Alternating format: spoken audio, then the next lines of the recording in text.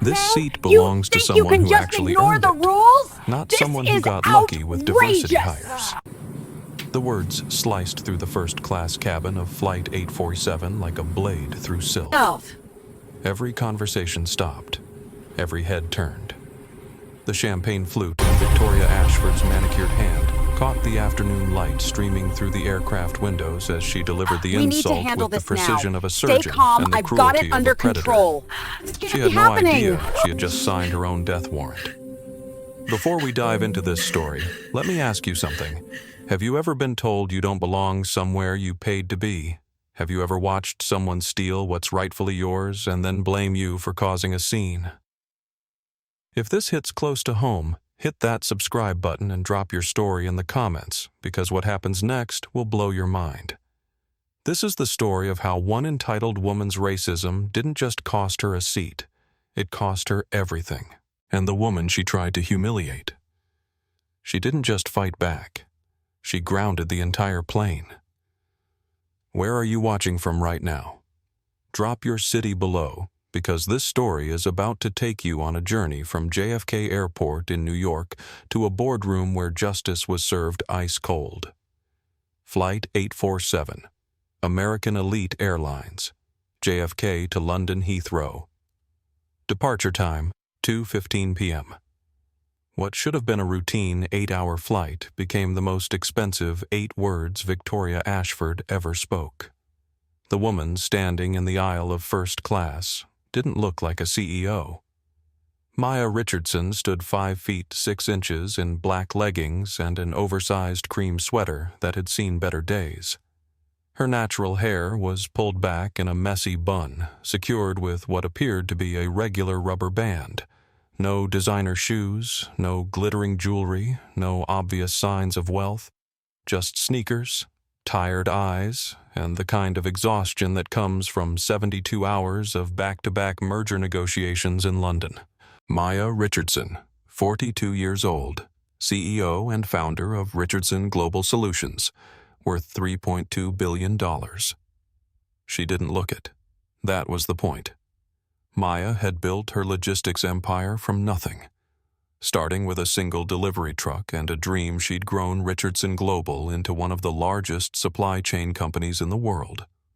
Her signature was on contracts that moved products for Fortune 500 companies across 6 continents. Her decisions affected global shipping routes, employment for hundreds of thousands of people, and stock prices that investors watched like hawks. But right now, all she wanted was to sink into seat 1A, close her eyes and forget about the corporate sharks she'd been swimming with for the past 3 days. She approached row 1, her boarding pass clearly showing 1A in bold letters. Maya Richardson, first class, seat 1A. That's when she saw her. Victoria Ashford looked like she'd stepped out of a magazine photo shoot for women who lunch too much. 55 years old, blonde hair sculpted into a helmet that could probably withstand a Category 3 hurricane, and wearing a designer blazer that cost more than most people's monthly rent. She was sprawled across seat 1A like she owned not just the seat, but the entire aircraft. Victoria had never worked a day in her life. Born into old money, married into new money, she collected charity board positions like some people collected stamps. Her husband, Brandon Ashford, ran Ashford Capital, a hedge fund that managed money for people who had so much money they needed other people to count it for them. Victoria believed the world owed her comfort. She believed rules were for other people. She believed that her last name was a hall pass that excused any behavior no matter how cruel. She was about to learn how wrong she was. "Excuse me," Maya said softly, stopping beside the row. Her voice was calm professional, the same tone she used in boardrooms when she was about to acquire a company. Victoria didn't look up from her phone. She was aggressively scrolling through Instagram, her acrylic nails clicking against the screen like tiny hammers. A champagne flute sat on the tray table beside her, half empty. It was 2:15 in the afternoon. "Excuse me," Maya repeated a little louder this time. Victoria's head tilted up slowly like a queen acknowledging a peasant. She looked Maya up and down with the kind of visual assessment usually reserved for livestock auctions. Her eyes lingered on Maya's casual outfit, her comfortable shoes, her absence of obvious wealth markers. And then she smiled. It wasn't a nice smile. "The lavatory is back that way," Victoria said, pointing toward the rear of the plane without breaking eye contact. "Economy boarding is through the second door. This section is for first-class passengers only." Maya didn't blink. She'd heard this song before. Different verse, same racist melody. "I'm not looking for the lavatory," Maya replied evenly. "You're in my seat." Victoria let out a sharp laugh that sounded like a bark. She took another sip of her champagne and settled deeper into the leather seat like she was claiming territory. "I hardly think so," Victoria said, her voice dripping with the kind of condescension that came from a lifetime of never being told no. "This is first class. Seat 1A. The manifest must be wrong if you think you belong here. Now please move along. You're blocking the aisle."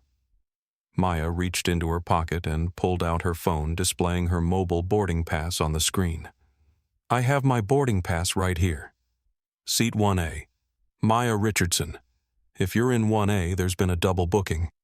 But judging by the fact that your bag is occupying seat 1B, I'm guessing you're actually supposed to be somewhere else." Victoria's Chanel bag was indeed sprawled across the adjacent seat like it had paid for its own ticket. Victoria snapped her fingers. She didn't snap them at Maya. She snapped them into the air like she was summoning a servant. "Flight attendant," she called out sharply. "Flight attendant." "There's a situation here." Rosa Martinez appeared from the galley like she'd been shot from a cannon. 28 years old, 5 years with American Elite Airlines, and exactly 14 months away from having saved enough money to start her pilot training program. Rosa was sending half her paycheck home to her mother in El Paso and putting the other half toward her dream of one day sitting in the cockpit instead of serving drinks in the cabin. She looked terrified. This flight was already running 45 minutes behind schedule due to a thunderstorm moving through the New York area. Passengers were irritated. Connections were being missed, and the last thing Rosa needed was a problem in first class. "Yes, ma'am. Is there a problem?"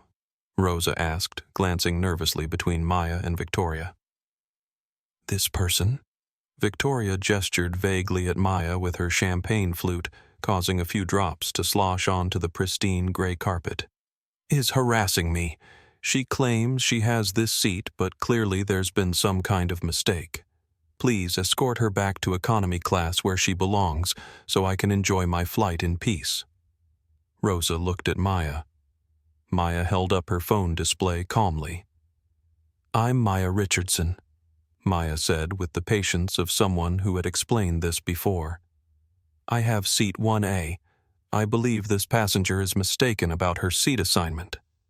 Rosa squinted at Maya's phone screen, then looked at her tablet. She swiped through several screens, checking and double-checking.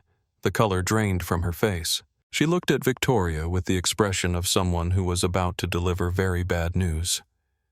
"Ma'am," Rosa said to Victoria, her voice trembling slightly. "May I please see your boarding pass?"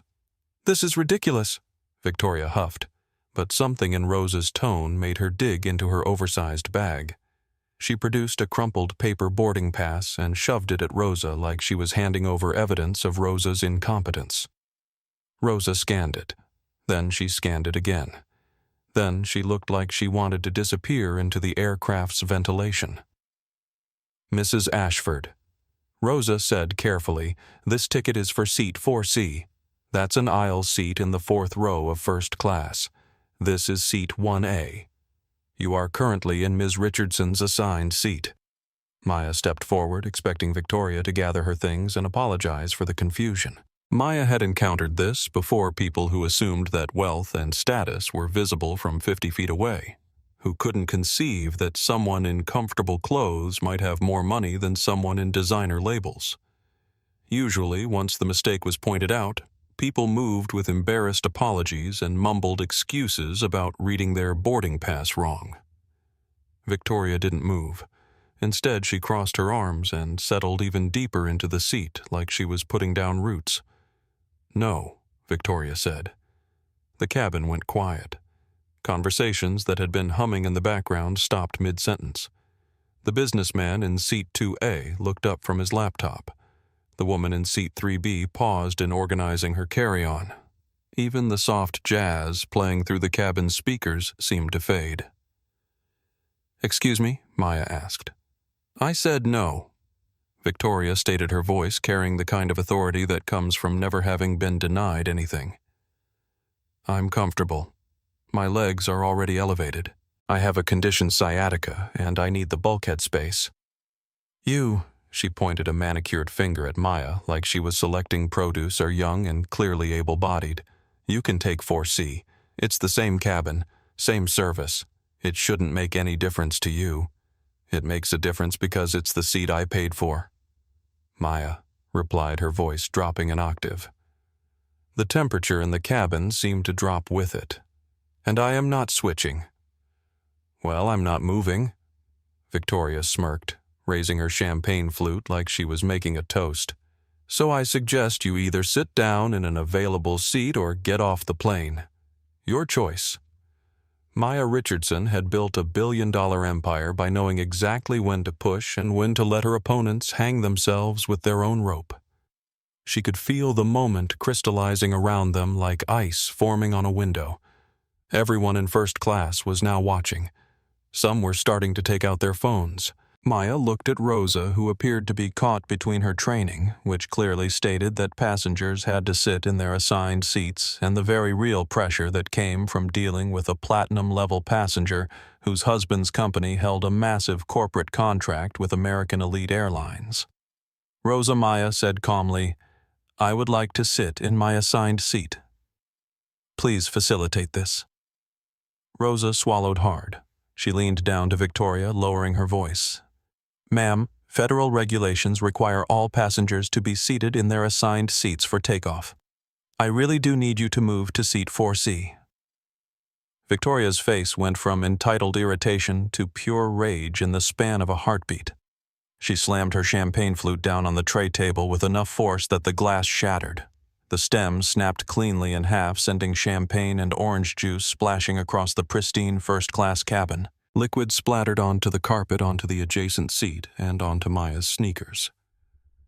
"Look what you made me do!" Victoria shrieked, her voice climbing to a pitch that could probably shatter additional glassware. "You incompetent little girl!" She turned her fury on Rosa. "And you!" Her attention snapped back to Maya. "You come in here with your aggressive attitude and your cheap clothes and ruin my entire flight experience? Do you know how much my husband paid for this ticket? Do you know who I am?" "I don't care who your husband is," Maya said, looking down at her champagne-splattered shoes. "And you just destroyed airline property in addition to assaulting a passenger with projectile liquid? I will buy this entire airline and have you both fired?" Victoria screamed, standing up now, looming over Maya. Victoria was tall, probably 5'9" in her heels, but Maya stood her ground, unmoving and unimpressed. "You want this seat? You can't afford this seat. I bet you used miles. Or maybe you're some kind of employee standby passenger. That's it, isn't it? You're some diversity hire flying on an employee discount, pretending to belong in first class." The racism wasn't even subtle now. It hung in the air like smoke, acrid and poisonous. The other passengers were no longer pretending not to listen. Phones were coming out. Someone in seat 2A had taken off his headphones entirely. From across the aisle, a man's voice cut through the tension. "Hey, lady, that's completely out of line. Move to your seat." It was James Bradley, a 32-year-old travel blogger with 150,000 TikTok followers and an instinct for content that was about to pay off in ways he couldn't imagine. "Mind your business," Victoria snapped at him, but her confidence was starting to crack around the edges. James held up his phone. "I am minding my business, and my business is documenting discrimination when I see it. And lady, you are discriminating so hard right now that even the airplane seats are embarrassed for you." Victoria's eyes widened as she realized she was being recorded. That's when everything changed. Victoria Ashford had been filmed before. At charity galas, at country club events, at social functions where her picture appeared in society magazines with captions like Mrs. Brandon Ashford enjoys an evening of philanthropy. She was used to cameras. She was used to attention. But this was different. This wasn't a photographer capturing her good side at a fundraising dinner. This was a stranger with a phone broadcasting live to the internet, and she was not in control of the narrative. "Stop recording me," she demanded, lunging toward James's phone. "You can't record me without my permission. I have rights." "Actually, ma'am," said Dr. Sarah Mitchell from seat 3B, not looking up from her own phone where she was taking careful notes. "You're in a public accommodation with no reasonable expectation of privacy. He has every right to record this interaction, especially given that you just committed assault by throwing liquid at another passenger." Dr. Mitchell was 45 years old, a civil rights attorney with the kind of legal credentials that made corporate lawyers break out in cold sweats. She specialized in discrimination cases, particularly those involving public accommodation and transportation. She'd been watching this situation unfold with the fascination of a scientist observing a new species of bacteria. Victoria spun toward Dr. Mitchell. "Who asked you?"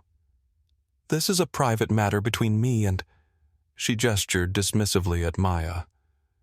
"This person who's trying to steal my seat." "Your seat is 4C, Maya said quietly. Her voice was still calm, but there was something underneath it now. Something that made Rosa take a step back and made James angle his phone to make sure he caught whatever was about to happen. "I don't care what some computer says," Victoria declared, crossing her arms and settling back into 1A with renewed determination. "I have sciatica. I have a medical condition that requires the bulkhead seating. You're young and healthy and can sit anywhere. I need this seat for medical reasons." "Do you have documentation of this medical condition?" Dr. Mitchell asked, still typing notes on her phone. "Because claiming a disability to justify discrimination is actually a federal crime in addition to being morally reprehensible." Victoria's face flushed red. "I don't need to prove anything to any of you. My husband is Brandon Ashford. He runs Ashford Capital. We manage over $2 billion in assets. This airline practically runs on our business. One phone call from me, and you'll all be dealing with people much more important than flight attendants and random passengers." James's live stream was starting to explode. Comments were flooding in faster than he could read them. "Karen alert! Karen alert! Someone, please tell me this is going viral. This woman is unhinged. Has anyone identified her yet? That poor woman just wants her seat." "Ma'am?" Rosa tried again, her voice shaking. "Now, federal aviation regulations require all passengers to be seated in their assigned." "I don't care about your regulations." Victoria cut her off. "I care about my comfort, my medical condition, and my right as a platinum-level passenger to be treated with the respect I deserve. This person," she pointed at Maya again, "can sit in economy for all I care. She clearly can't tell the difference." That's when Maya pulled out her phone. She didn't make a big show of it. She simply reached into her pocket, withdrew a sleek black iPhone, and dialed a number. The phone rang once before someone answered. Jessica Maya said calmly, "It's happening. Execute Protocol 7. Jessica Martinez had been Maya Richardson's executive assistant for 3 years. Before that, she'd worked for a tech startup that got acquired by Richardson Global. She was efficient, discreet, and had a master's degree in crisis communications that Maya paid her very well to keep in her back pocket for situations exactly like this one. Recording everything, Jessica's voice came through Maya's phone speaker clear enough for nearby passengers to hear. "Legal team standing by. Social media monitoring initiated. How many witnesses? Full first-class cabin." Maya replied, her voice still conversational. "Multiple recordings in progress. Assault with projectile liquid documented. False disability claims documented. Racial discrimination documented with multiple witnesses." Victoria's head snapped toward Maya's phone. What? What is she talking about? Who are you calling my legal team? Maya said simply. Victoria let out a sharp, hysterical laugh. Your legal team. Oh, please. Calling some discount lawyer isn't going to help you here. Do you know what kind of lawyers my husband can afford? Do you know what kind of connections we have? James's live stream viewer count had hit 15,000 and was climbing steadily. His comments section was moving so fast it looked like a digital waterfall. Y'all, this is insane, James narrated to his phone screen. We've got a woman who stole someone else's seat, threw champagne at them, claimed a fake disability, and is now threatening to use her husband's money to make it all go away. And the woman whose seat got stolen is so calm she's making phone calls like she's ordering coffee. From his seat in 2C, Alex Rivera had stopped pretending to work on his laptop. As a Hispanic businessman who'd built his own consulting firm from nothing, he'd experienced his share of people who assumed he didn't belong in first-class cabins. He'd watched this entire scene play out with growing anger. Ma'am, Alex said, standing up and facing Victoria, "You're embarrassing yourself and everyone who has to watch this. Just move to your assigned seat so this plane can take off." Victoria whirled on him. "Oh, great. Another one. Is this some kind of diversity convention? Did you all coordinate this? Are you filming some kind of social media stunt?" The casual racism was breathtaking in its boldness.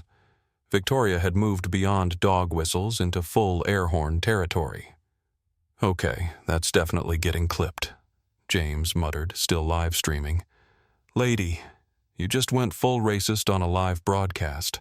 I hope your husband's lawyers are really good because you're going to need them, Doctor." Mitchell had stopped taking notes and was now openly recording with her phone's video function.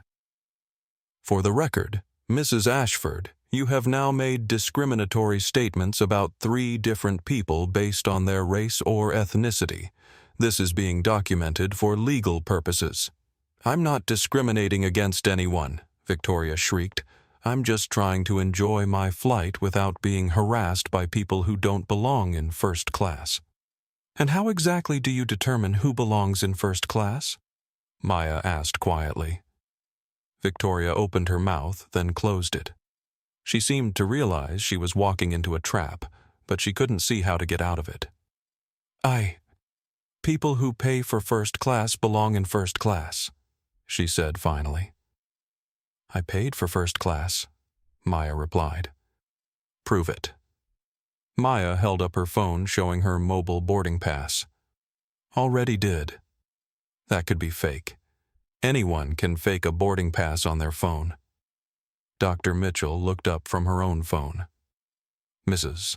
Ashford, are you now accusing Ms. Richardson of federal document fraud? Because that's a serious criminal allegation, and if you're making it without evidence, that constitutes defamation." Victoria was starting to realize that she was surrounded by people who knew more about law technology and public relations than she did. But instead of backing down, she doubled down. "I want to speak to the captain," she announced.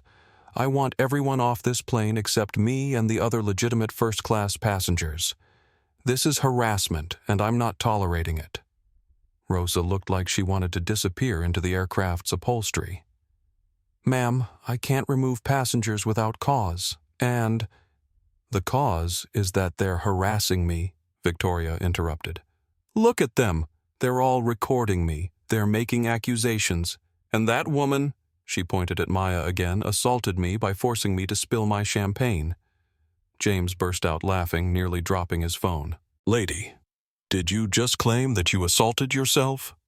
The view count on his live stream had hit 30,000. Comments were coming in from around the world. "Someone, please tell me they're getting her name and face. This is the most entertaining flight delay ever. Team Maya, Team Maya. I will never fly this airline if they let her get away with this." What Victoria didn't realize was that American Elite Airlines had a dedicated social media monitoring team that tracked mentions of the company across all major platforms. By the time James's live stream hit 25,000 viewers, alerts were going off in the airline's corporate communications office in Dallas. Sarah Walsh. American Elite's head of digital crisis management was sitting at her desk reviewing quarterly social media metrics when her computer started beeping like a smoke detector. "Holy shit," she whispered, pulling up the live feeds. She immediately called her supervisor. "We have a code red discrimination incident on Flight 847, she said the moment her boss picked up. "It's going viral in real time. 30,000 viewers and climbing. We need to get ahead of this immediately." Meanwhile, the hashtag #Flight847 was starting to trend on Twitter. Someone in James's comments had identified the flight number and people were tracking it live. Posts were appearing faster than the platform could refresh. Flight 847. American Elite has a racist passenger assaulting a black woman and claiming her seat. Discrimination. Live now, entitled "White Woman Steals Seat from Black Passenger Claims. Fake Disability." Flight 847. This is why we can't have nice things. Flight 847. Racism. At 30,000 feet. Alex Rivera had pulled out his own phone and was recording from a different angle. "I'm documenting this too," he announced. "From multiple angles, because this woman is about to claim this never happened. You can't all record me," Victoria screamed. "This is coordinated harassment." "You're all working together to make me look bad, ma'am," Dr. Mitchell said with the patience of someone explaining gravity to a flat earther. "You're making yourself look bad. We're just documenting it." As Maya watched Victoria's meltdown escalate, her mind flashed back to another moment 34 years earlier. Maya Richardson had been 8 years old, one of only 3 black children at Prestigious Academy, an elite private school in Connecticut. She was there on a full academic scholarship, a fact that some parents seemed to know and resent. Her mother worked double shifts as a nurse to afford the uniform and supplies that the scholarship didn't cover. It was pickup time, and Maya was waiting with the other children in the designated area when Mrs. Whitmore, the mother of one of Maya's classmates, approached. "Excuse me, sweetie Mrs." Whitmore had said in the condescending tone adults used when they were about to be cruel. "The scholarship children wait separately. There's a different pickup area for you. It's around back by the service entrance." 8-year-old Maya had felt her face burn with shame and confusion.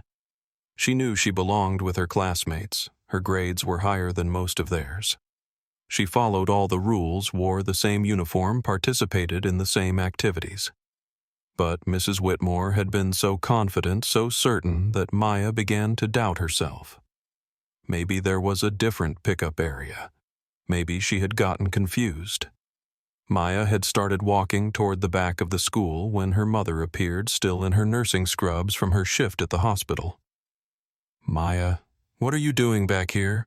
When Maya explained what Mrs. Whitmore had said, her mother's expression had gone through several emotions in quick succession: confusion, realization, and then a cold fury that 8-year-old Maya had never seen before. Her mother had marched Maya right back to the front of the school, directly up to Mrs. Whitmore. "My daughter belongs wherever she's supposed to be," her mother had said in a voice that could cut steel. "And if you ever try to make her feel like she doesn't belong again, you'll be dealing with me. Do we understand each other?" Mrs. Whitmore had mumbled an apology and hurried away. That night, as her mother tucked her into bed, she'd said something Maya never forgot. "Baby people are going to try to make you feel like you don't belong in places you've earned the right to be. They'll try to make you doubt yourself, make you think you got lucky, instead of recognizing that you worked hard. Don't you ever let them move you from where you belong." "You hear me," Maya had promised, and she'd spent the next 34 years building a life and a business empire that meant no Mrs. Whitmore, no matter how confident or entitled, could ever make her doubt her right to be anywhere again. Now, standing in first class, listening to Victoria Ashford's tantrum, Maya felt that same burning determination her 8-year-old self had felt. The same promise she'd made to her mother echoed in her mind. Victoria Ashford was about to learn what happened when someone tried to move Maya Richardson from where she belonged. Victoria's hand shot up to the emergency call button above her seat, the red button meant for medical emergencies and genuine crises. She pressed it repeatedly like she was playing a video game and trying to rack up a high score. Emergency, emergency, she called out loudly enough for passengers in economy class to hear. There's an aggressive passenger threatening me. I need security immediately. Rosa's eyes went wide. Emergency calls brought flight crews, gate agents, and potentially law enforcement. They triggered protocols that could delay the flight even further, create paperwork nightmares, and put everyone's jobs under scrutiny. Ma'am, this isn't an emergency, Rosa said, reaching toward the call button. Please don't touch me, Victoria snapped, slapping Rosa's hand away. I am being threatened and harassed by multiple passengers, and I am demanding protection. This is discrimination against a platinum-level customer. The irony was so thick you could cut it with a butter knife. James's live stream viewer count had hit 50,000. The comments section was moving so fast it looked like digital rain. She really just claimed she's being discriminated against while literally discriminating. The audacity. Someone get this woman's name. She needs to be famous. Record everything. Don't let her lie her way out. Within 2 minutes, the cavalry arrived. Captain Luis Rodriguez appeared from the cockpit, followed by Patricia Williams, the gate manager who had boarded the aircraft, looking like someone had just told her the world was ending. Captain Rodriguez was a 20-year veteran of American Elite Airlines. He'd flown through thunderstorms, dealt with medical emergencies, talked nervous passengers through turbulence, and handled more drunk, belligerent, and entitled passengers than he could count. He had exactly 0 patience for people who filed false emergency reports. Patricia Williams managed Gate 47 and had seen every kind of passenger meltdown imaginable. She was also acutely aware that this flight was now almost an hour behind schedule, that passenger videos were probably already hitting social media, and that whatever was happening in first class needed to be resolved immediately before it became a corporate nightmare. What seems to be the problem here? Captain Rodriguez asked, his voice carrying the kind of authority that comes with having the final word on whether a metal tube full of people gets to fly through the sky. Victoria launched into her prepared victim narrative before anyone else could speak.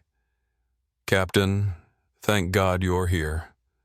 I am being harassed and threatened by multiple passengers who are trying to force me out of my seat. This woman, she pointed dramatically at Maya, has been aggressive and threatening toward me since I boarded.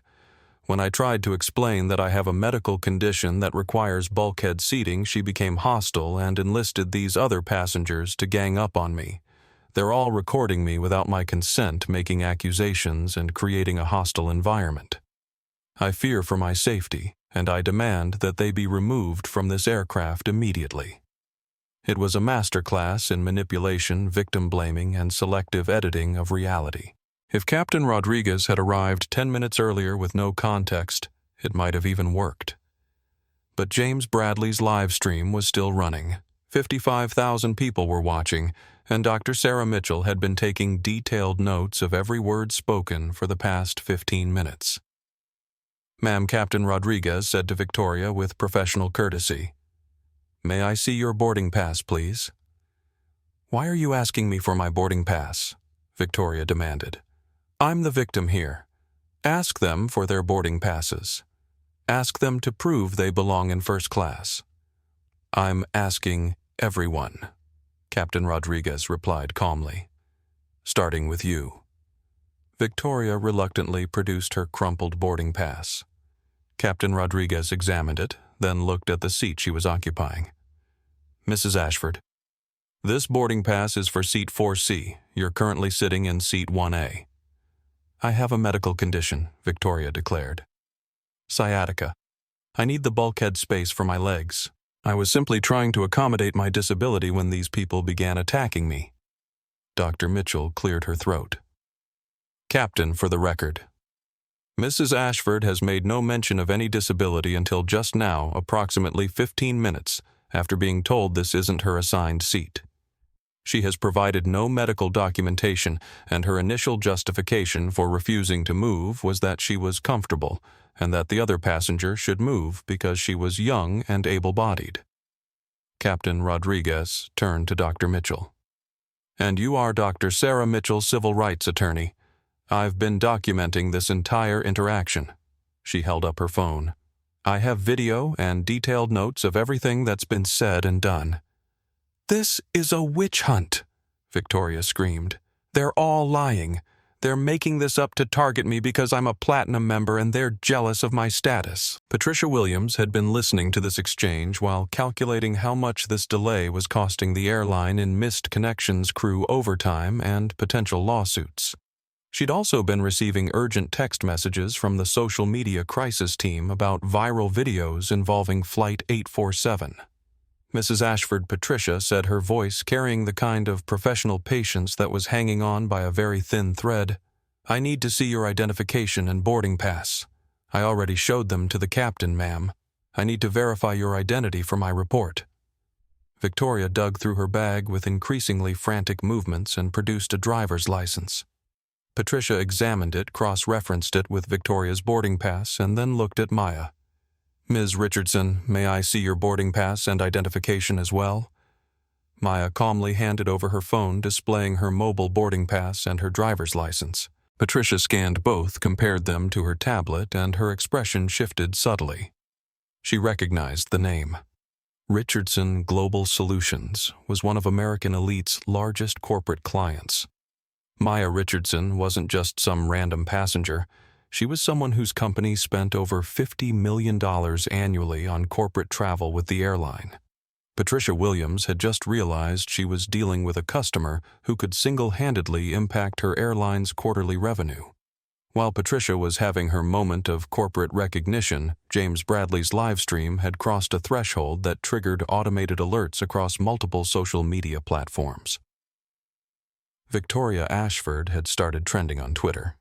Flight 847 discrimination was climbing the trending charts. Someone in the TikTok comments had identified Victoria from her social media profiles, and now her Instagram, Facebook, and LinkedIn accounts were being screenshot and shared faster than she could possibly delete them. "Guys," James whispered to his live stream, trying not to be overheard. "This is absolutely insane. We're at 60,000 viewers and climbing. People are identifying her in real time. Her social media is getting flooded. This woman has no idea what's about to hit her." He was right. Victoria was so focused on the confrontation happening directly in front of her that she had no awareness of the digital storm brewing around her. Comments were pouring in from around the world. Victoria Ashford of Greenwich, Connecticut, found her LinkedIn. "She's on the board of 3 charities. They should see this. Her husband Brandon runs Ashford Capital. Someone should tell him screenshot everything before she deletes it." Meanwhile, in the American Elite Airlines Crisis Communication Center in Dallas, Sarah Walsh was having the worst day of her professional career. "We've got multiple viral videos, trending hashtags on 3 platforms, and major news outlets starting to pick up the story," she reported to her boss. "This is quickly becoming a national story. We need to get ahead of this immediately." Her boss, David Chen, head of corporate communications, was pacing behind his desk like a caged animal. "How bad is it? Bad. Really bad. We've got a passenger who appears to be committing clear racial discrimination while claiming victimhood, all happening on one of our aircraft with our crew present. And the passenger, she's discriminating against Maya Richardson." David stopped pacing. "The Maya Richardson Global Solutions. Maya Richardson. The same. Oh shit. Oh shit. How much business do we do with Richardson?" "Global." Sarah was already pulling up the account information. $52 million annually in corporate contracts. They're one of our top 15 corporate accounts. Get me the CEO on the phone immediately. And get someone to that aircraft right now with authority to handle this situation. If we lose the Richardson Global account over some racist passenger, heads are going to roll." Back on Flight 847, Patricia Williams was starting to understand the magnitude of the situation she was dealing with. She'd just spent 30 seconds discreetly Googling Maya Richardson on her phone and had nearly dropped it when she saw the search results. Ms. Richardson, Patricia said carefully, I sincerely apologize for this situation. We will resolve this immediately. Will you? Maya asked quietly.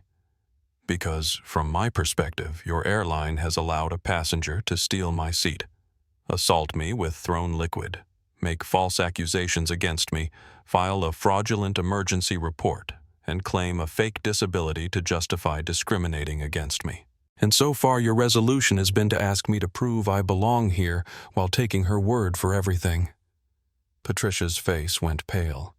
Everything Maya had just described would be detailed in the inevitable corporate review, and Patricia was starting to realize that her job might be on the line. Ma'am? We will absolutely. Patricia, Maya said, and Patricia's eyes widened at the use of her name. Maya had read her name tag, but Patricia hadn't expected Maya to remember it. I'm going to make this very simple for you. I want to sit in the seat I paid for. I want this passenger removed from my seat and relocated to her assigned seat. And I want an explanation for why your crew allowed this situation to escalate to the point where passengers had to document discrimination because your staff wouldn't address it. Victoria, who had been momentarily quiet while calculating her next move, chose this moment to play her trump card. Do you know who my husband is? She demanded of Patricia. Brandon Ashford. Ashford Capital. We manage over $2 billion in assets. My husband's company spends millions with this airline every year. One phone call from me and you'll be looking for a new job. It was a threat that might have worked on Patricia an hour ago, but Patricia had just looked up Maya Richardson's net worth on Forbes.com. Victoria's husband managed $2 billion in assets. Maya Richardson owned $3.2 billion in assets. Victoria had just brought a knife to a gunfight. Maya reached into her pocket and withdrew her phone for the second time. This time she didn't call her assistant. She called Victoria's husband directly. Maya scrolled through her contacts, found the number she was looking for, and pressed call. The phone rang twice before a familiar voice answered. Brandon Ashford's office. This is Amanda. Hi, Amanda. This is Maya Richardson. Is Brandon available? It's urgent. Ms. Richardson. Of course, let me get him right away. Victoria's face went from smug confidence to confused concern. How did this woman have direct access to her husband's office?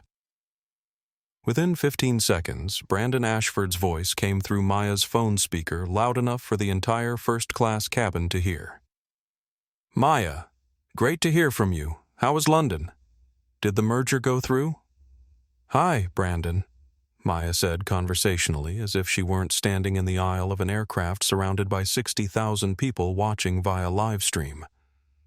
London was productive, thank you. But I'm calling about a different matter. I'm currently on Flight 847 to London and your wife has just assaulted me. The silence on the phone was so complete that you could hear the aircraft's ventilation. I'm sorry what Brandon's voice had changed from friendly and professional to the tone of someone who had just been told their house was on fire. Your wife Victoria stole my assigned seat on this flight. When I asked her to move to her assigned seat, she threw champagne at me, made several racially discriminatory statements, filed a false emergency report, and claimed a fake disability to justify her behavior. The entire incident has been recorded by multiple passengers and is currently being live-streamed to over 60,000 viewers. Victoria's face had gone completely white. She was staring at Maya's phone like it was a poisonous snake. Victoria Brandon's voice came through the speaker with the kind of cold fury that comes from realizing your spouse has just destroyed your business relationships. Tell me you did not just assault Maya Richardson. Brandon, you don't understand. She was trying to steal my seat and... Your seat. Brandon's voice rose. Victoria, what seat are you supposed to be in? Well, technically 4C, but I have sciatica, and I needed... Oh my God. Brandon's voice was barely a whisper. Victoria, do you have any idea what you've just done? Do you know who Maya Richardson is? Some woman trying to steal my seat. Maya Richardson is the CEO of Richardson Global Solutions. They handle 60% of our logistics contracts. That contract is worth $400 million annually to Ashford Capital. The blood drained from Victoria's face so quickly that Rosa took a step toward her, thinking she might faint. Maya's voice remained calm and professional. Brandon, I want you to know that this isn't about business relationships. This is about basic human decency. Your wife looked at me and decided I didn't belong in first class based on how I look. She stole my seat, assaulted me, and then tried to have me removed from the aircraft. That's not a business issue. That's a character issue. Maya, I am so sorry. I am mortified. Victoria, apologize to Ms. Richardson right now. Victoria stood frozen, unable to speak. Victoria, Brandon's voice cracked like a whip through the phone speaker. Apologize immediately. The confrontation that had started with Victoria feeling completely in control had now spiraled into a nightmare beyond her comprehension. Her husband was yelling at her through a stranger's phone in front of a cabin full of people while being broadcast live to an audience larger than most television shows. I'm sorry, Victoria whispered. Louder, Maya said quietly. I'm sorry, Victoria said, tears starting to form in her eyes. For what? Maya asked. For taking your seat and throwing champagne at you. And for what else? Victoria looked around the cabin wildly as if someone might help her. James was still live streaming, Dr. Mitchell was still taking notes, Alex Rivera was still recording, and Rosa was looking like she wanted to disappear entirely. I don't... Brandon's voice came through the phone speaker again. Victoria, you will apologize for every single thing you said and did, or I swear to God you'll be finding your own way home from London. Victoria began to cry in earnest now. Not the performative tears she'd tried earlier, but real ugly crying that came from the realization that she had just destroyed her own life in the span of 30 minutes. I'm sorry for saying you didn't belong in first class, she sobbed. I'm sorry for making racist comments. I'm sorry for lying about having a disability. I'm sorry for filing a false emergency report. I'm sorry for everything. Maya looked at her for a long moment. The cabin was so quiet that Victoria's ragged breathing seemed to echo. Brandon. Maya said into the phone, We'll discuss the business implications of this later. Right now I just want to sit in my seat and continue my journey. Of course. Maya, again, I cannot express how sorry I am. There will be consequences for this. I promise you. Maya ended the call and looked at Victoria, who was now standing beside seat 1A, crying and holding her Chanel bag like it was a life preserver. Your seat is 4C, Maya said simply. Victoria gathered her belongings with shaking hands and stumbled toward the back of the first-class cabin. As she passed each row, passengers stared at her with mixtures of disgust, disbelief, and second-hand embarrassment.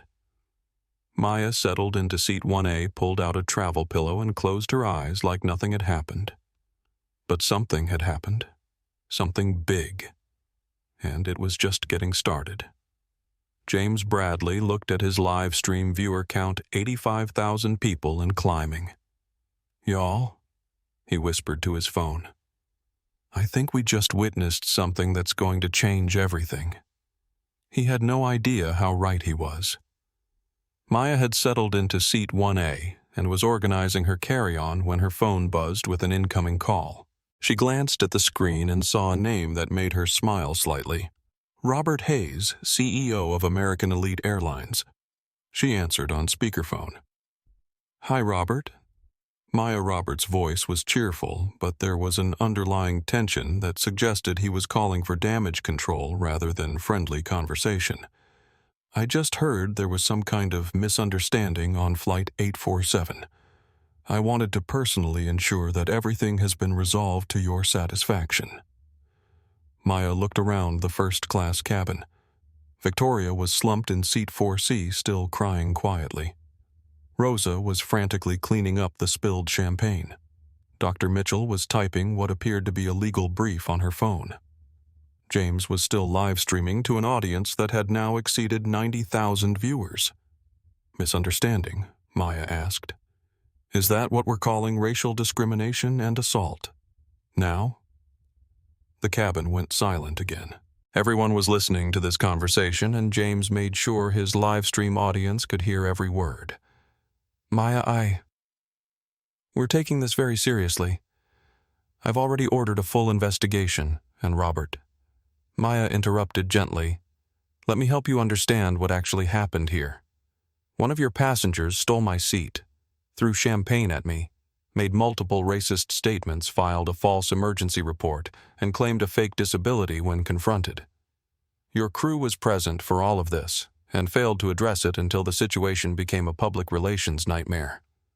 James's live stream comments were moving so fast, they were unreadable, CEO to CEO conversation. This is better than Netflix. She really has the airline CEO on speed dial. Victoria picked the wrong woman to mess with Maya. We will absolutely address every aspect of this incident. The passenger in question will be banned from American Elite Airlines permanently, and we'll be reviewing our crew training protocols immediately. That's a start, Maya said. But Robert, this isn't just about one racist passenger. This is about the culture that allowed the situation to escalate this far. Your crew asked me to prove I belonged in the seat I paid for while taking her word for everything. That's not an individual problem, that's an institutional one. Victoria looked up from seat 4C, her face streaked with mascara and tears. She was beginning to understand that her nightmare was just beginning. You're absolutely right, Robert said. Maya, what can we do to make this right? Maya was quiet for a moment, considering her response. She wasn't interested in personal compensation or individual revenge. She was interested in ensuring that no other person would have to go through what she'd just experienced. We'll discuss that when I land in London, Maya said. But Robert, this conversation is being live-streamed to about 95,000 people right now, so I hope your commitment to addressing this issue is genuine. There was a pause on the line. Robert Hayes had just realized that his private damage control call was actually a very public relations moment. Of course. Maya American Elite Airlines is committed to providing respectful service to all passengers regardless of race, ethnicity, or any other characteristic. We will not tolerate discrimination in any form. Good, Maya said. I'll hold you to that. She ended the call and looked around the cabin. Captain Rodriguez was standing nearby, having listened to the entire conversation. Ms. Richardson, he said respectfully, on behalf of American Elite Airlines, I formally apologize for this incident. This should never have happened on one of our aircraft. Thank you, Captain Rodriguez. I appreciate that. What Maya and the passengers on Flight 847 couldn't see was the crisis management operation that was unfolding in corporate offices across the country. At American Elite Airlines headquarters in Dallas, Robert Hayes was in full crisis mode. He'd just gotten off the phone with Maya Richardson while knowing that their entire conversation had been broadcast live to nearly 100,000 people. His legal team, public relations team, and senior executives were all on emergency conference calls. Status report, Robert demanded as he burst into the crisis communication center. We've got multiple viral videos across all platforms, Sarah Walsh reported. The primary live stream is approaching 100,000 viewers. Hashtag Victoria Ashford is trending #1 on Twitter. News outlets are starting to pick up the story. CNN, Fox, MSNBC, and the BBC have all reached out for comment. How bad is it? Sarah pulled up a compilation of social media posts on the main screen. Very bad. People are calling for boycotts. They're sharing screenshots of Victoria Ashford's social media accounts. Someone found her address and her husband's business information. This is beyond viral. It's become a cultural moment. Meanwhile, at Ashford Capital's offices in Manhattan, Brandon Ashford was having the worst day of his professional life. His phone had been ringing non-stop since word of his wife's behavior had started spreading. Investors, business partners, and board members were all calling to express their concerns about the viral video of Mrs. Ashford. Brandon's assistant knocked on his door. "Mr. Ashford, the partners want to see you in the conference room. It's urgent." Brandon walked into the conference room to find the 5 senior partners of Ashford Capital waiting for him with expressions that could freeze lava. Brandon said, "Margaret Phillips, the managing partner, we need to discuss the situation with your wife." "I understand you're concerned about the optics." "Concerned about the optics," interrupted Thomas Chen, another senior partner.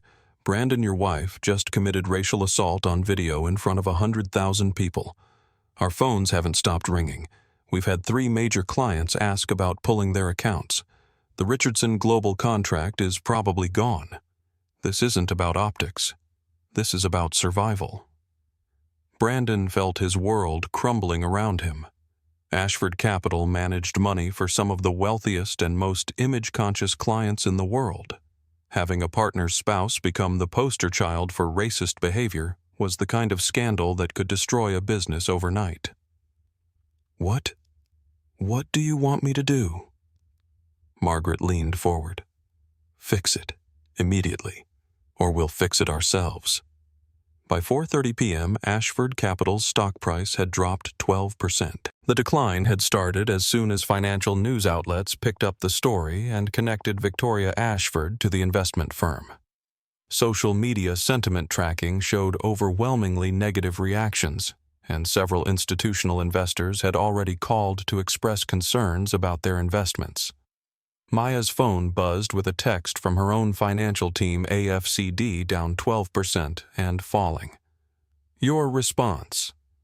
Maya typed back, "Monitor, but don't engage. Let the market decide."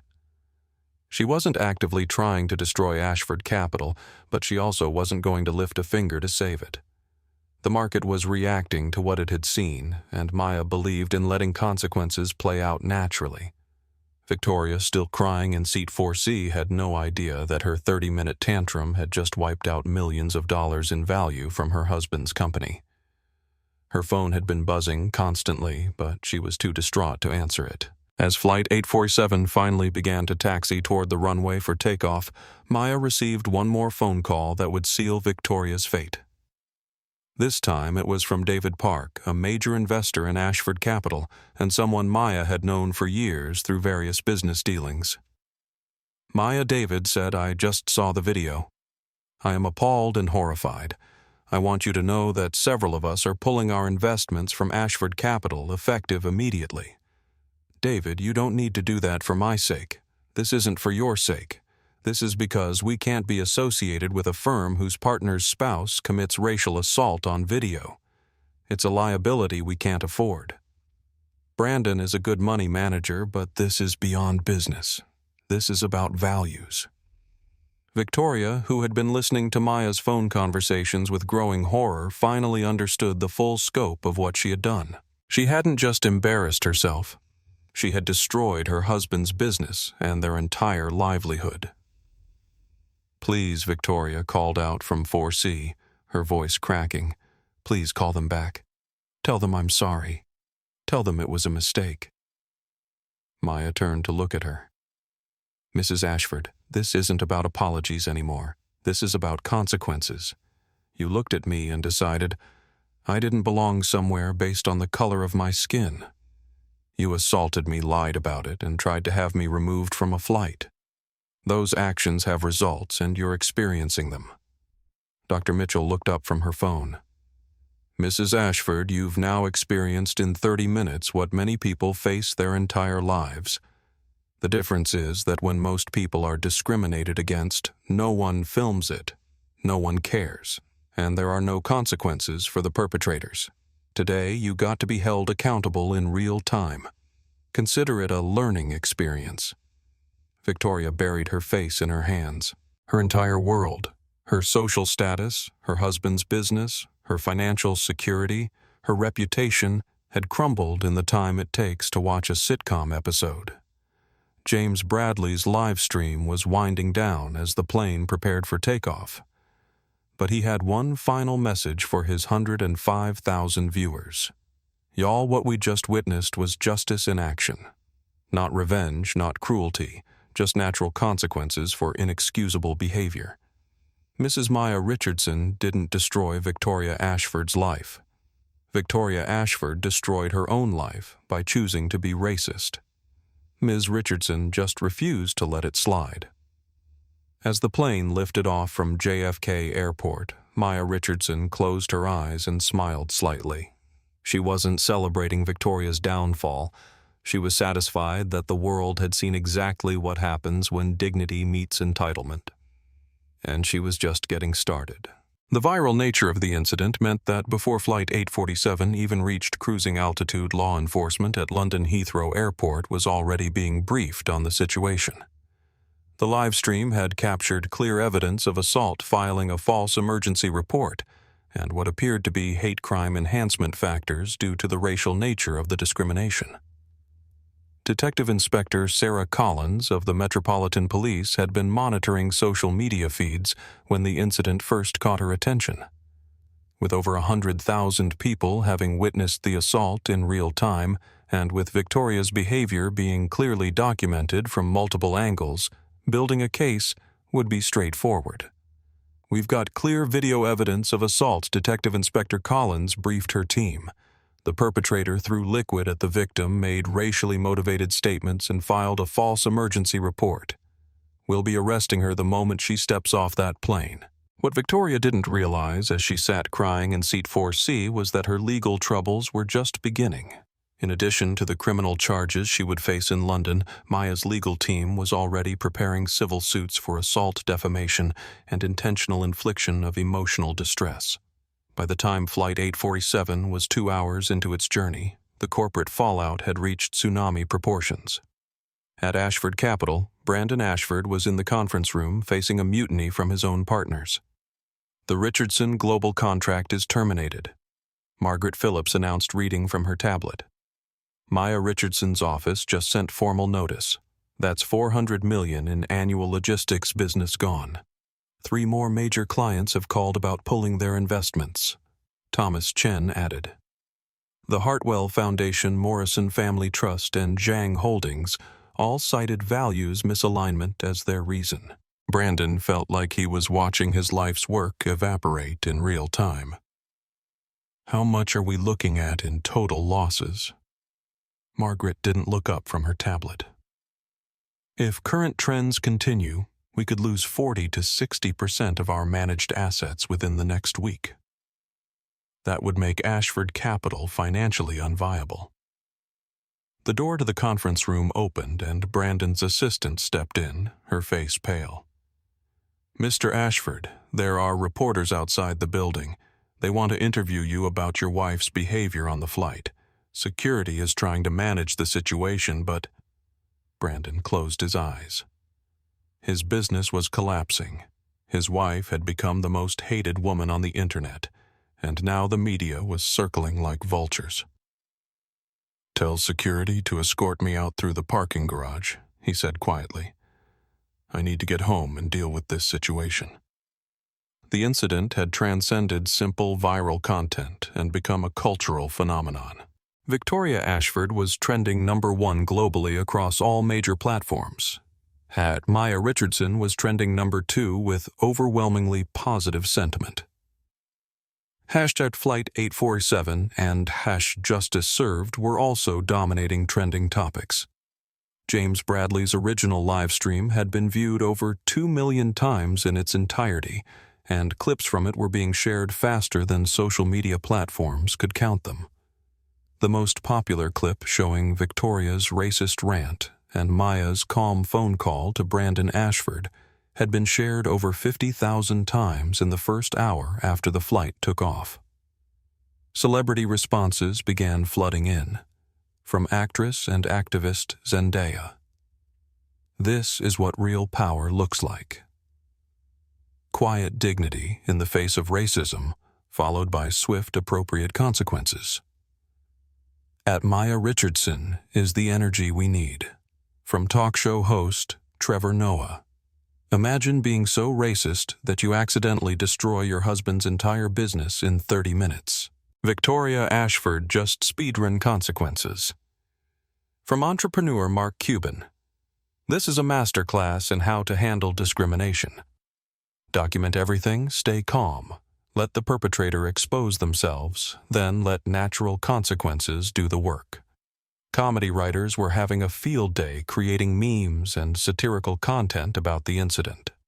Late-night talk show hosts were already rewriting their monologues to include references to pulling a Victoria Ashford as shorthand for spectacular self-destruction through racist behavior. What made this incident different from countless other examples of discrimination was the real-time nature of the consequences. Usually, racist incidents went viral after the fact, leading to delayed accountability, hollow corporate apologies, and minimal real-world impact on the perpetrator's life. This time, the consequences were happening in real time, broadcast live with immediate financial and social impact. Victoria's Instagram account had gained 50,000 followers in 3 hours. Not because people liked her, but because they wanted to follow her downfall. Her comments sections were flooded with criticism. Her photos were being screenshot and shared as examples of entitled behavior, and several of the charitable organizations she was associated with had already begun quietly distancing themselves from her. The Greenwich Country Club, where Victoria had been a member for 15 years, received over 300 calls and emails demanding her membership be revoked. The Ashford Foundation, the charitable organization she chaired, saw their social media accounts flooded with demands for her removal. Dr. Mitchell had used her legal expertise and social media following to create a detailed thread explaining the legal ramifications of Victoria's actions. Her analysis had been shared 20,000 times and was being used by law professors as a real-time case study in civil rights violations. Alex Rivera had posted his own video from the flight providing additional perspective on Victoria's discriminatory behavior. His video had received 500,000 views and thousands of comments from people sharing their own experiences with similar discrimination. Rosa Martinez, the flight attendant who had been caught between corporate pressure and doing the right thing, became an unexpected hero of the story. Social media users praised her for ultimately supporting Maya despite the pressure she was under from a platinum-level passenger. American Elite Airlines was receiving so many calls about the incident that their customer service phone lines crashed. Their social media accounts were flooded with demands for policy changes, crew retraining, and formal apologies.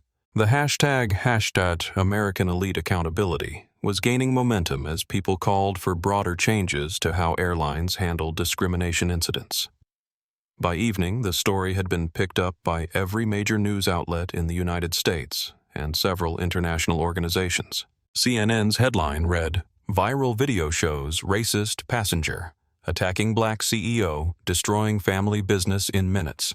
Fox News ran with social media justice, flight incident shows, power of real-time accountability. The BBC reported American flight discrimination incident goes viral, sparks debate about travel industry bias. The New York Times published an op-ed titled When Privilege Meets Consequence. Lessons from Flight 847. Financial news outlets focused on the business impact Bloomberg Ashford Capital stock plummets after partner's wife's racist airline outburst. Wall Street Journal. How one viral video destroyed a $400 million business relationship. Forbes Maya Richardson, the CEO who showed how to handle discrimination with grace and power. As Flight 847 continued toward London, Victoria sat in seat 4C experiencing what could only be described as a complete psychological breakdown. Her phone, which she had finally started checking, showed hundreds of missed calls, thousands of social media notifications, and dozens of text messages from friends, family members, and business associates. The messages ranged from concern to horror to outright rejection. From her sister, Victoria. "What have you done? Mother is beside herself. The video is everywhere." From her best friend, "I can't believe what I just saw. This isn't the person I thought you were." From her charity board colleagues, The board has called an emergency meeting to discuss your position, but the message that destroyed her completely came from her daughter who was studying abroad in Paris. Mom, my friends here have seen the video. I'm humiliated. How could you do something so cruel? How could you embarrass our family like this? I don't want to talk to you until you figure out how to become a better person. Victoria had always prided herself on being a good mother, despite her other flaws. Reading her daughter's disappointment and shame was the final blow to whatever remained of her self-image. She called Brandon, but he didn't answer. She called again. Still no answer. Finally, she sent a text. Brandon, I'm so sorry. I've ruined everything. I don't know what to do. His response came back immediately. Don't contact me. I'm with lawyers. We'll talk when you get back if there's anything left to talk about. Victoria realized that in addition to destroying her husband's business, she might have also destroyed her marriage. While Victoria was experiencing the full weight of her consequences, Maya was using her platform and influence to turn the incident into a teachable moment. She posted on her LinkedIn account, which had over 2 million followers. Today, I experienced discrimination on Flight 847. It wasn't the first time, and unfortunately, it probably won't be the last. But what made today different was that it was documented, witnessed, and addressed in real time. I want to be clear, this isn't about revenge or destroying someone's life. This is about accountability and ensuring that discriminatory behavior has appropriate consequences. For every Victoria Ashford who gets caught on video, there are thousands of people who experience discrimination in silence, without witnesses, without documentation, and without justice. My hope is that today's incident will remind everyone that we all have a responsibility to speak up when we see discrimination happening, to support those who are being targeted, and to hold accountable those who choose to perpetuate hatred. Dignity isn't assigned based on the price of your ticket or the color of your skin. It's a basic human right that everyone deserves, whether you're in first class or economy. The post received 50,000 likes and 10,000 comments within 2 hours. It was shared across all major platforms and became the definitive response to the incident. Maya's approach, focusing on broader change rather than personal vendettas, resonated with millions of people who had experienced similar discrimination but never had the platform or power to respond effectively. As Flight 847 began its descent toward London, Victoria Ashford was about to face arrest lawsuits, social ostracism, and the complete destruction of the life she had built on a foundation of privilege and prejudice. Maya Richardson was about to land in London as a hero, having shown the world how to respond to discrimination with grace, dignity, and appropriate consequences. The contrast couldn't have been more stark. The courthouse in London was packed with media, legal observers, and civil rights advocates who had followed the case since that viral flight 6 months earlier. Regina V. Ashford had become one of the most closely watched discrimination cases in recent British legal history. Victoria Ashford looked nothing like the confident, entitled woman who had stolen Maya's seat on Flight 847. She sat beside her legal counsel wearing a simple black dress, no jewelry, her hair pulled back in a plain style. The designer clothes, the attitude, the assumption that her status would protect her. All of that had been stripped away by 6 months of legal proceedings, social ostracism, and financial ruin. Judge Patricia Hamilton reviewed the case file before addressing the courtroom.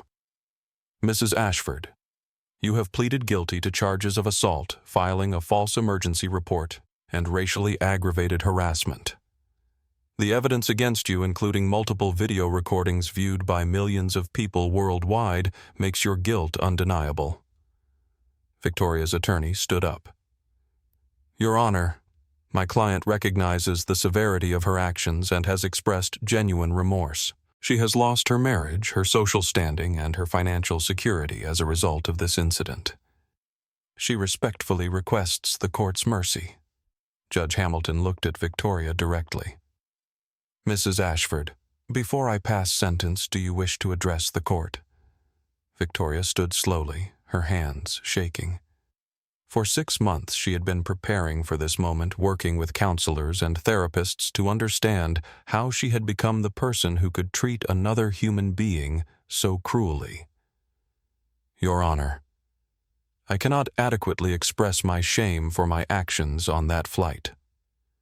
I looked at Ms. Richardson and made assumptions about her worth and her place based solely on her race. I acted with cruelty, entitlement, and prejudice that I now recognize came from a lifetime of privilege that I never questioned or examined. Victoria's voice cracked as she continued. I destroyed my own life in 30 minutes, but more importantly, I tried to destroy another human being's dignity. There is no excuse for that. I can only promise that I will spend the rest of my life trying to become the kind of person who would never even think such thoughts, let alone act on them. Judge Hamilton nodded. Mrs. Ashford, this court sentences you to 18 months in prison, suspended for 2 years, contingent on your completion of 200 hours of community service specifically focused on civil rights education and anti-racism work. You will also pay a fine of £50,000 to be donated to civil rights organizations chosen by Ms. Richardson. The courtroom buzzed with murmurs. It was a significant sentence that acknowledged the seriousness of Victoria's actions while providing a path for rehabilitation rather than pure punishment. After the hearing, Victoria found herself in an unexpected situation. Maya Richardson, who had flown to London specifically for the sentencing, requested a private meeting. They sat across from each other in a small conference room at Maya's lawyer's office. Victoria could barely make eye contact while Maya looked as composed as she had on that plane 6 months ago. Mrs. Ashford, Maya began. I want to discuss your future. Victoria looked up confused. I don't understand. Your husband's business collapsed completely, didn't it? Victoria nodded, tears forming in her eyes. The divorce was finalized last month. Brandon lost everything. Ashford Capital declared bankruptcy 3 months ago. We lost the house, the cars, everything. I'm living in a studio apartment and working as a receptionist at a medical office. Maya studied her for a moment. And how has that experience been for you? Humbling Victoria whispered. I've never had to work before. I've never had to worry about paying rent or buying groceries.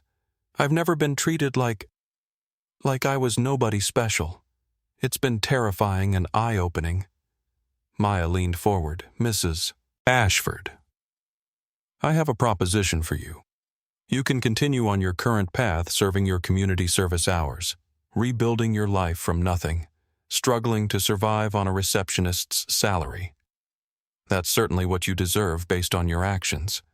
Victoria nodded, expecting nothing more. Or Maya continued, You can come work for me. Victoria's head snapped up. Work for you? The Richardson Foundation runs mentorship programs for young women of color who are fighting to succeed despite facing discrimination and barriers. These are brilliant, ambitious young women who look exactly like I did when I was starting out. Victoria stared at her, not understanding. I want you to serve them, Maya said simply. Administrative support. Making their coffee, scheduling their interviews, booking their travel arrangements, ensuring they have everything they need to succeed. You would be the invisible help that allows these young black and brown women to rise. The irony was staggering. Victoria would be serving the very people she had once looked down upon. I don't understand why you would offer me this, Victoria said. Maya smiled slightly. Because I believe in redemption, Mrs. Ashford. I believe that people can change if they're given the right incentives and the right experiences. For the next 2 years, the term of this agreement, you will spend every day supporting the success of women you once would have dismissed. You will look them in the eye, learn their names, celebrate their victories, and watch them surpass you in every meaningful way. Victoria sat in stunned silence. The alternative, Maya continued, is that you struggle alone, serve your community service hours wherever the court assigns them, and try to rebuild a life with no support, no guidance, and no purpose beyond survival. Victoria realized that Maya was offering her not just a job, but a chance at genuine rehabilitation. It would be humiliating. It would force her to confront her prejudices daily, but it would also give her life meaning and purpose. If I take this position, Victoria asked carefully what would be expected of me. Respect, Maya said firmly. For every woman you serve, for every task you're given, for every opportunity to help someone else succeed. If you treat any of them with even a hint of the disrespect you showed me on that plane, the offer disappears immediately and permanently. Victoria looked down at her hands. 6 months ago, she had been a wealthy socialite who believed she was inherently superior to people like Maya Richardson. Now she was being offered a chance to serve those same people, to learn from them, and to find redemption through humility. "I accept," she whispered. While Victoria was facing individual consequences, the incident had triggered broader changes across the travel industry. American elite airlines had implemented what became known as the Richardson Protocols, a comprehensive training program for all customer-facing employees focused on recognizing and addressing discrimination. The training included real scenarios, unconscious bias, education, and clear escalation procedures for handling discrimination complaints. Rosa Martinez, the flight attendant who had been caught in the middle of the incident, was promoted to head the new program. Her authentic experience and understanding of the pressures flight crews face made her uniquely qualified to train others. The Richardson protocols were so effective that other airlines began requesting access to the training materials. Within a year, most major airlines had implemented similar programs, fundamentally changing how the industry approached civil rights issues. The Federal Aviation Administration used the incident as a catalyst to implement new regulations requiring annual civil rights training for all airline employees and creating standardized procedures for handling discrimination complaints. Dr. Sarah Mitchell parlayed her documentation of the incident into a consulting business, helping airlines, hotels, and other service industries develop anti-discrimination policies and training programs. James Bradley's travel blog became a platform for exposing discrimination in the travel industry, with airlines and hotels working to ensure they never became the subject of one of his investigative posts.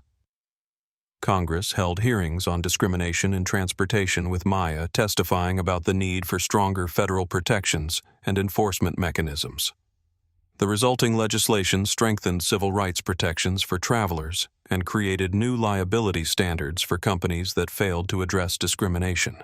Victoria's first day working at the Richardson Foundation was simultaneously the most humiliating and most educational experience of her life. She arrived at the community center in Harlem at 8:00 a.m. sharp, wearing comfortable shoes as Maya had suggested, and carrying a simple brown bag lunch, a far cry from the expensive restaurant meals she had once taken for granted. Her supervisor was Keisha Williams, a 24-year-old Howard University graduate who was pursuing her MBA while working full-time to support her younger siblings. Keisha was everything Victoria had once dismissed: young, black, ambitious, and brilliant. Mrs. Ashford Keisha said with professional courtesy, "Your first task today is to prepare materials for our college preparation workshop. We have 30 young women coming in after school to work on their applications." Victoria spent the day photocopying worksheets, organizing supplies, and watching Keisha mentor young women who reminded Victoria of her own daughter at that age. The difference was that these young women were fighting against barriers and prejudices that Victoria's daughter had never had to face.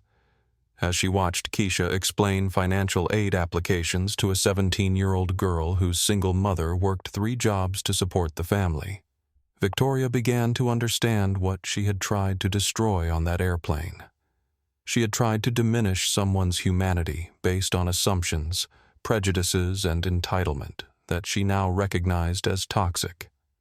By the end of her first week, Victoria found herself genuinely invested in the success of the young women she was serving. She started arriving early to make sure everything was perfectly organized for their sessions. She learned their names, their dreams, their challenges. 3 months into her work at the foundation, Victoria received a letter that changed her perspective forever. It was from Keisha, who had just been accepted to Harvard Business School with a full scholarship. Mrs. Ashford. The letter read, "I want you to know that having you here has meant more than you might realize. Not because of the tasks you do, but because of what your presence represents.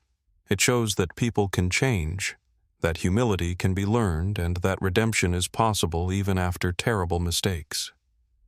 Thank you for choosing to become a better person instead of just accepting defeat." Victoria cried reading that letter, but for the first time in months, they were tears of hope rather than shame. 2 years after the incident on Flight 847, Victoria Ashford, now going by her maiden name, Victoria Miller, stood before a room full of corporate executives at a diversity and inclusion conference in Chicago. She had been invited to speak about her experience, her transformation, and the lessons she had learned about prejudice and redemption. 2 years ago, she began her voice steady but humble. "I was the most hated woman on the internet. I had assaulted a black woman on an airplane because I believed my race and my status gave me the right to treat her as less than human. I destroyed my own life in 30 minutes, but more importantly, I tried to destroy someone else's dignity."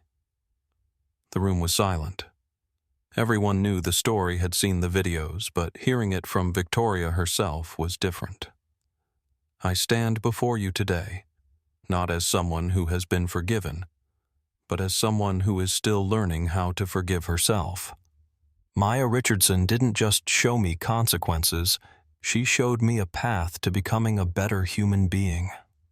Victoria looked out at the audience, which included several young women from the Richardson Foundation mentorship program who had come to support her. "For the past 2 years, I have had the privilege of serving brilliant young women of color who are changing the world despite facing barriers I never had to consider. They have taught me more about strength, grace, and perseverance than any book or lecture ever could." She paused, gathering her thoughts. "I cannot undo what I did on that airplane. I cannot take back the pain I caused or the example I set. But I can choose every day to be better than I was. I can choose to use my experience to educate others about the real impact of prejudice and the possibility of change." In the audience, Maya Richardson watched with quiet satisfaction. She had made the difficult choice to offer Victoria a path to redemption rather than simply letting her fall into irrelevance and bitterness. Watching Victoria speak with genuine humility and insight confirmed that the choice had been right. The incident on Flight 847 had become a case study in business schools, law schools, and psychology programs across the country. Professor Jennifer Kim at Stanford Business School regularly used the incident to teach her students about crisis management, social media's impact on business, and the importance of corporate values. The Ashford incident, as it came to be known in academic circles, demonstrates how individual behavior can have immediate widespread consequences in our hyper-connected world, Professor Kim would tell her students. But more importantly, it shows us different models of leadership under pressure.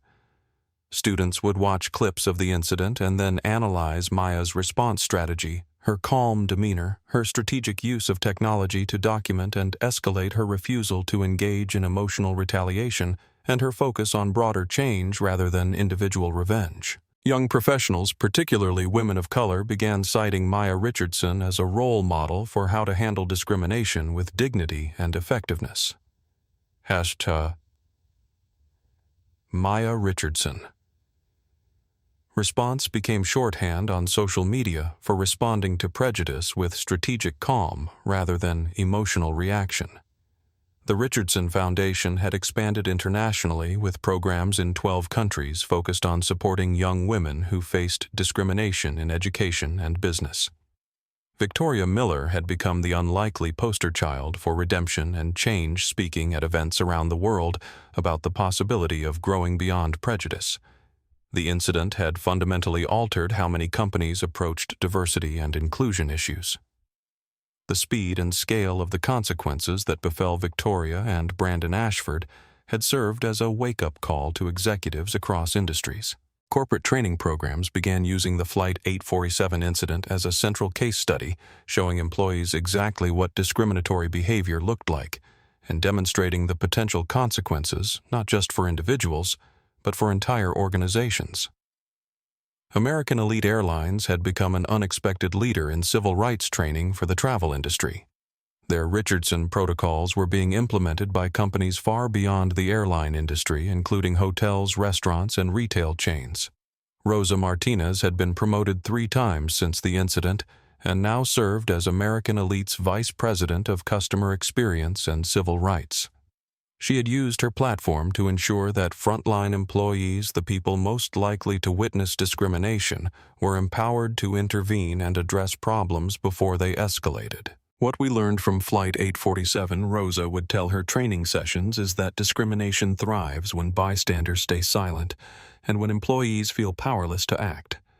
Our job is to create culture where everyone feels empowered to do the right thing.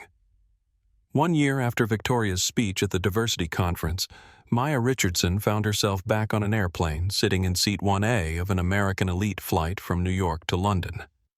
It was the anniversary of the original incident, though she was traveling for business rather than any symbolic reason. As she settled into her seat, she noticed a young black girl, probably around 12 years old, sitting in 1B with her family. The girl kept glancing at Maya with recognition. Finally, the girl leaned over and whispered, "Excuse me, are you Maya Richardson?" Maya smiled. "I am. My mom says you're the reason I can sit anywhere I belong and know that people will defend me if someone tries to tell me I don't belong there." Maya felt her heart warm. "Sweetheart, you already belonged there. I just made sure everyone else knows it too." The girl's mother leaned over, tears in her eyes. "Ms. Richardson, I can't thank you enough for what you did. My daughter has grown up knowing that she has the right to take up space in the world. That's a gift I never thought I'd be able to give her." Maya reached into her briefcase and pulled out a business card for the Richardson Foundation.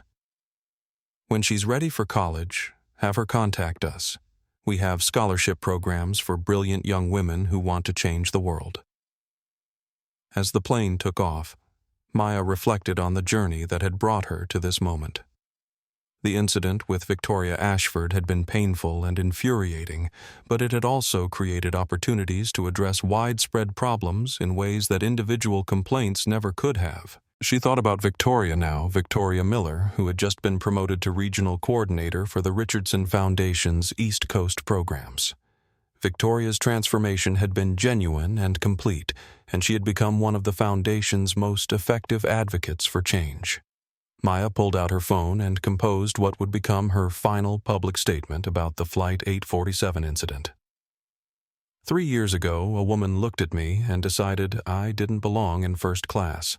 Today, I'm sitting in 1A next to a 12-year-old black girl who knows she belongs everywhere she has the right to be. That's not progress because of what I did. That's progress because of what we all choose to do when we see discrimination happening. Progress happens when bystanders become allies. Progress happens when companies choose values over convenience. Progress happens when people who have made mistakes choose growth over defensiveness. Victoria Ashford taught me something important that day. Dignity isn't about the seat you're sitting in, or the clothes you're wearing, or the money in your bank account. Dignity is about how you treat other human beings, especially when you think no one is watching. To everyone who has ever been told they don't belong, you belong. You always did.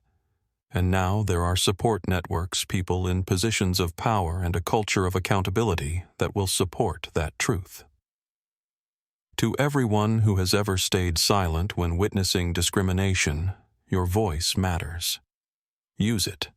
And to everyone who has ever made the kind of mistake Victoria made, change is possible, redemption is available, and growth is a choice you can make every single day.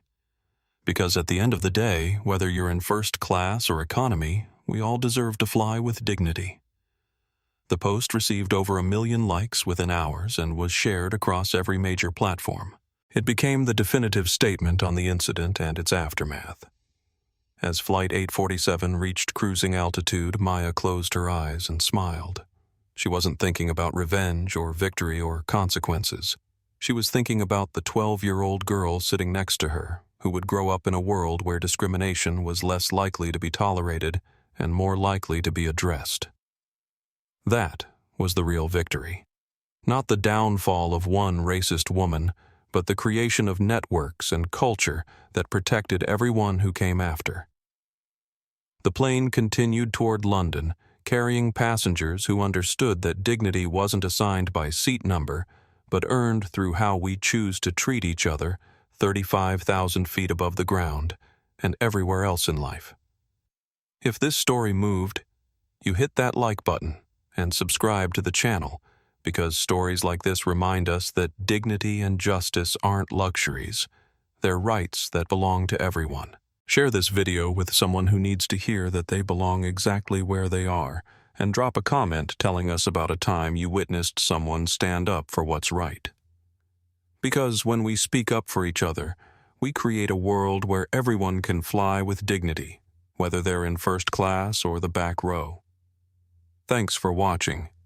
And remember, your voice matters, your dignity matters, and you always belonged.